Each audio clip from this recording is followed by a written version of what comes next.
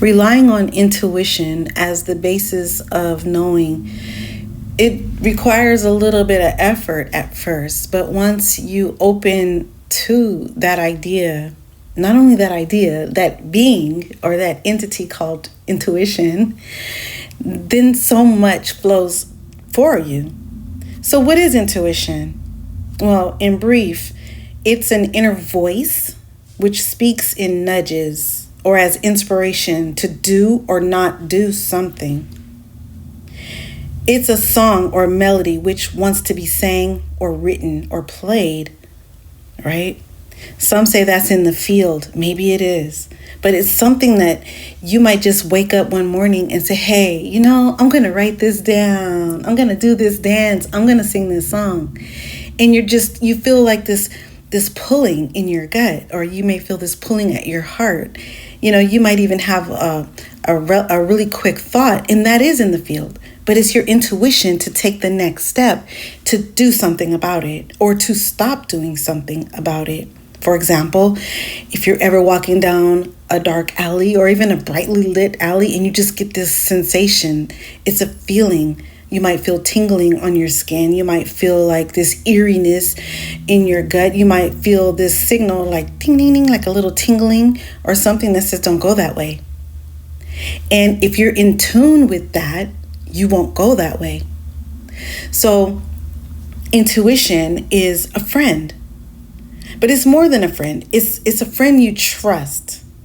And it's a friend who will speak to you in the language which you can receive, and it'll get louder and more frequent. The more you listen, the more it shall speak. Do you get me? And so what I'm saying is it's a presence of sort.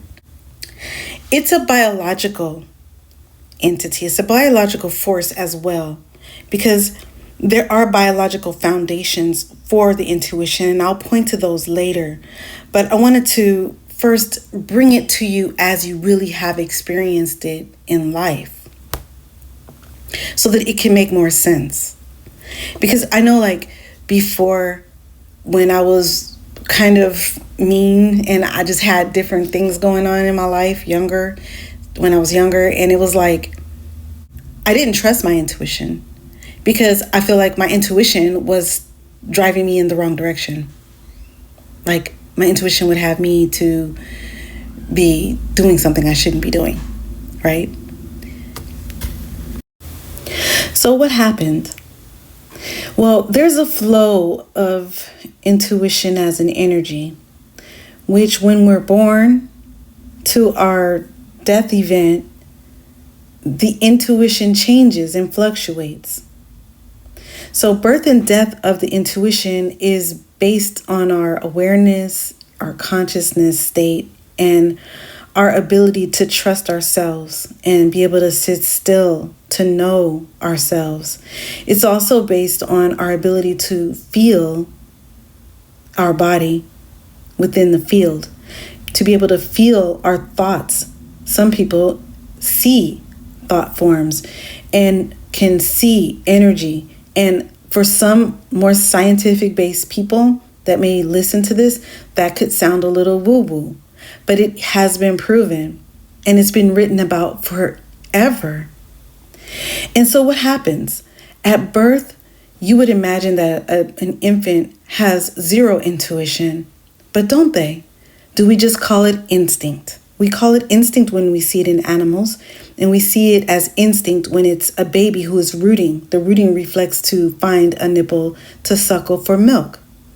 They've shown even newborn babies. I've seen newborn babies who you place them on the new mother's stomach. It will root and crawl or move its way up to where the milk is by external sense to the new environment it just got in, and by instinct. Or we can call that metaphysical intuition. Okay? And so then as we progress through life, it gets dampened by our programming. So over time, this infant is eventually weaned from its mother's milk. It loses a lot of its newborn instincts, and it's a toddler, a high energy toddler with very high levels of intuition. This toddler does not want to sit still. It does not want to sit at the table and eat. It does not want you to put a diaper on it. It does not want to be controlled or conform to your rules, right? You know, terrible twos, right? We call it. You know how toddlers are. They have what we say is a mind of their own. Well, that mind is their instincts and their reasoning and their consciousness flowering. But we give them rules. We gave them a name, now we give them rules. You must sit to eat. You must fold your napkin in such a way. You must use your fork in this way, your spoon in this way. You use a spoon for soup and a fork for solids, right? We give them all this structure and they learn. And they stop trusting their intuition. Their intuition was telling them that they're wild type. They're animals, right? They want to go play. They want to go run. They want to go climb hills and trees and things like that. Even toddlers have been seen approaching bulls, right? Or cows, or you may catch your toddler approaching your goat or whatever animal you have, sticking his hand right down the throat of a dog. But these animals, most of the time, have instinct and intuition too, which they wouldn't harm a child most of the time, right? The time you're in school age or you're in elementary school, middle school, you've learned conformity. And now your intuition is a little bit less potent, right? You develop insecurities because you have to please your parents and your family, and you've undergone social grooming. And so now your innate ability to decipher the world has been programmed and changed and altered. And so you don't trust yourself. You just don't. If you've watched any TV by now, played any games by now, been around any kids who've done this, you would also have been programmed by them. That's social grooming. And so you second guess yourself. You second guess what the intuition knows to be true. That you're a sovereign. That whatever you want to do, you have the right to do that. I remember, just side story, I remember my son, he was 2. Yeah, he was still 2, not even quite 3. And he was a lot. He was a lot. He was basically rampaging on me all the time, and I just did not know what to do with him. And I just poured love on him, and I just was like, I don't know what else to do, because he was powerful. Like, he's still like that, but you know, he's more conformed now. But at the time, it was like, oh my God, what are you gonna do with this kid? Who is this kid? Where did he come from? And I remember the words he told me. He said, I tell you what to do. You don't tell me what to do. And he said that all the time. He used to say things like that. He said he doesn't want to be a loser. At 3 and 4, he would say, I don't want to be a loser. And you don't tell me what to do. I tell you what to do. And, you know, so I wanted to introduce that because that's true. It's really true. As parents, our role is to facilitate them. But I learned to dictate on them, to tell them how to live and what to be. And that causes a loss of your own internal intuition, because the rules and structures of our world cages it. It confines your intuition. Okay, and so now the rebellious teenager or tween, right? Somebody in their 20s, right? So that rebellious spirit, what is this? So by now you've got a pretty much fully developed ego personality, which may be and certainly would be underdeveloped if you're in a modern world like the US, right? So if you have been programmed like that and you aren't on some kind of consciousness level or spiritual level, you haven't really been able to utilize your intuition, then you have an undeveloped ego personality, which is basically ruling over your intuition and not in partnership with it like it could be. And you're living based off of fear programming. So that fear programming then replaces your intuition as the strong force by which you navigate the world. Okay? And so should we be able to see our intuition as a friend during our teenage years or during our adolescent period, at any point, childhood point, at any point in our lives, then we can realize that the intuition is there to help us. And we can infuse it into our personality, into our soul personality. But for now, like I was saying, at that point, my intuition, I was screaming like, oh no. I know you got me in trouble already. When it really wasn't my intuition. I wasn't listening anymore to my intuition. So to recap, the intuition is that gut feeling we get, that sick ache or that tugging in the gut, because there's a brain gut connection, right? The intuition is actually partnered with our soul and our inner light. And it's a powerful piece to this journey through this land called Wonderland, right? Where we are. But because of the programming of the world, we've learned to follow the rules. And so how does that manifest as an adult? As an adult, we don't realize that we've lost touch with our truest sovereign entity, which is our intuition that says, hey, something's wrong here. Something doesn't make sense here.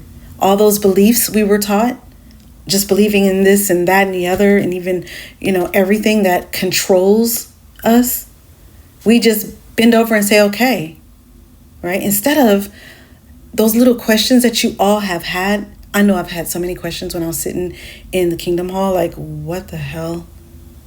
What? But then you just conform like, okay, well, everyone else is going along with it. It must be okay, right? It must be true. My mom told me, or my dad told me, or the pastor told me, or the brother told me, or whoever told me. It must be true. I trust them. We have externalized our own power to decipher, to discern, because we've benched our intuition, right? And so now what are we doing as adults? What are we doing? We've become law-abiding people. Due to this learned irrational fear of the outside world, we've conformed to obey even silly laws which control our own reproductive capabilities and our birthrights, right? Our reproductive rights and the rights that we have to our own financial freedom. We've been enslaved by certain laws. Instead of us as a collective saying, hey, that doesn't feel right. It doesn't feel right that I work 9 hours out of the day, if you include my lunch hour, and someone else gets paid 30% of what I made. And then after that, okay, if I spend my money at the store, I got to pay 8 to 9% of that which I'm spending towards somebody. So someone's making money when I spend money, okay? Okay, now if I buy a house outright and I pay it fully off, every year someone gets a piece of owning my house because they want a certain percentage of payment, giving me permission to keep my house. And that doesn't feel wrong to the majority of the population, right? Why is that?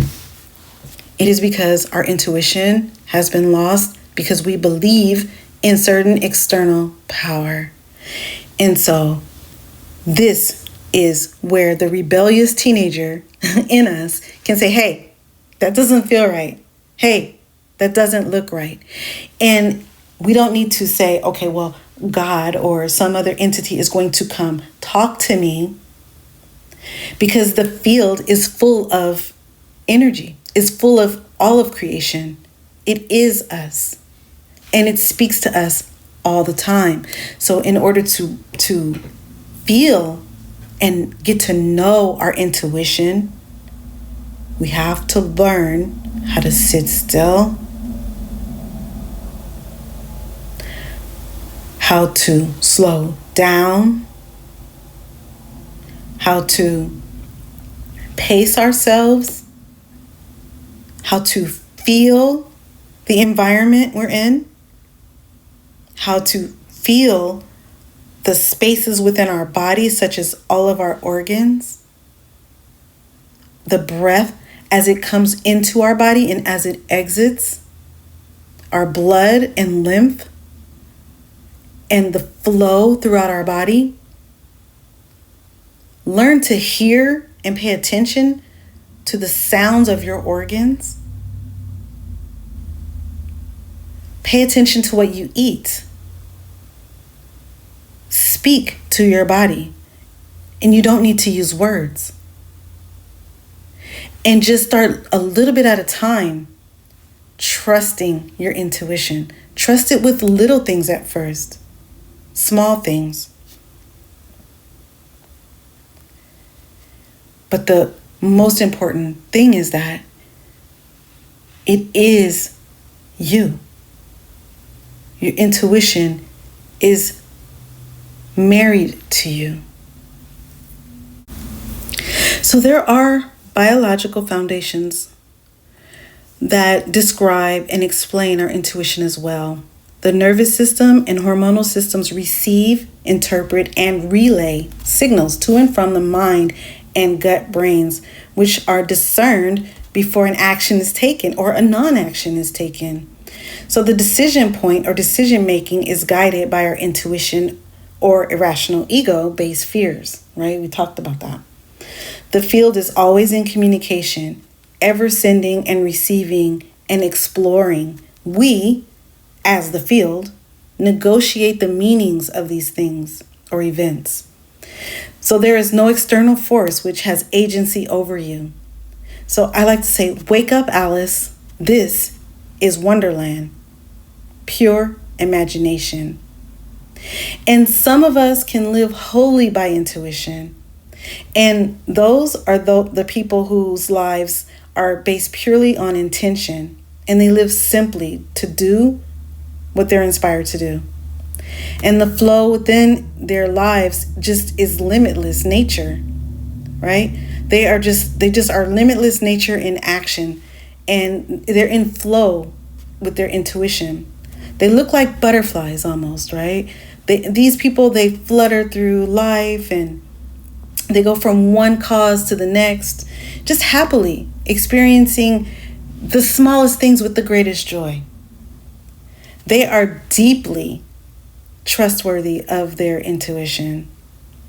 They live a deeply imaginable life with zero or very few fears. And I think I know one of these people. And what she does is amazing. You'd be probably afraid to live like this. But this woman that I know, she lives for life itself. Her intuition will have her one day at the beach, the next day swimming in a creek, the next day, she lives like that. She lives on pure inspiration. And she's flittering through life, like sparkling through life. And she trusts her intuition when something isn't for her. She just leaves. She feels the resonance and she feels the dissonance of life. And I believe that's how we are meant to live, with our higher guidance, our intuition, our soul, our ego, all working within us, as us, for us, in the field, as us. Right? Okay. And so because I wanted to make sure that I close this with a data point for you that you could go research yourself, I did look up for any articles that you could read further to go deeper into this topic. And I found a really good article, actually. It was short and sweet, so I'm going to read it right now.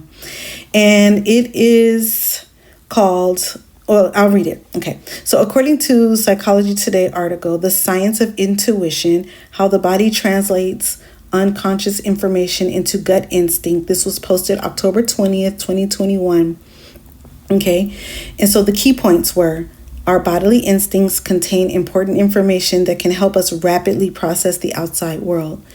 Number 2, by tuning into these channels of information, we're better able to make centered decisions. And 3rd, it is essential for all of us to foster our own centeredness, self-awareness, and intuition at this moment in history. And I'll read the article now. It's very short, it's like 2 paragraphs. Through the ubiquitous media and the technology of consumerism which drives it, our attention is captured, held, and force-fed with the beliefs, opinions, and facts of others. So skillfully are the social engineers who create the algorithms of our informational ecosystem, we can become confused about and even disconnected from our own thoughts, feelings, and beliefs. In this new reality, it is growing increasingly important that we know the difference between what comes from the outside and what stirs within. It is critical that we learn to listen to the thoughts, feelings, and intuitions that arise from deep within us. While it may be easier to passively absorb the view of others without consulting ourselves, quieting the noise from the outside world and turning inward long enough to listen to the signals from our own minds, bodies, and brains will make us better equipped to make sound decisions in this confusing and tumultuous world. Theories of decision making have traditionally been based on a logical and rational application of consciousness, cost-benefit analysis. Yet most of us have the sense that there is more to making good decisions than drawing up a list of pros and cons.